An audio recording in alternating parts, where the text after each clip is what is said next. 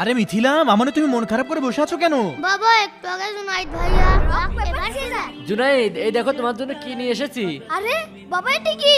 এটা হলো বাবুল স্টিক, এটাতে বাবুল ফোলানো যায়। ওয়াও, থ্যাংক ইউ বাবা। ঠিক আছে, তুমি খেলো, আমি আসছি। জুনাইদ ভাইয়া আমার কাছে একটু দাও, আমিও বাবল ফুলাই। শখটা তো বাবল ফুলাবে। এই তোর বাবাকে বলে কিনে দিবি নি।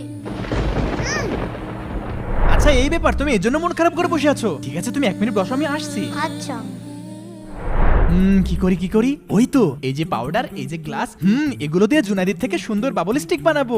মিথিলা তো অনেক খুশি হবে। যাই এবার গিয়ে মিথিলাকে সারপ্রাইজটা দিয়ে দি। মিথিলা, মামনি, এই দেখো কি নিয়ে এসেছি। বাবা এটা আবার দাঁড়াও তোমাকে দেখাচ্ছি, এই দেখো। ওয়াও বাবা কি সুন্দর। এই নাও, এবার গিয়ে মজা করো। থ্যাংক ইউ বাবা। যাও, এবার তো খুশি। আচ্ছা ঠিক আছে। বন্ধুরা, আমার বুদ্ধিটা কেমন ছিল কমেন্টে অবশ্যই জানাবে, আর এই ভিডিওতে 20,000 লাইক করে দিবে।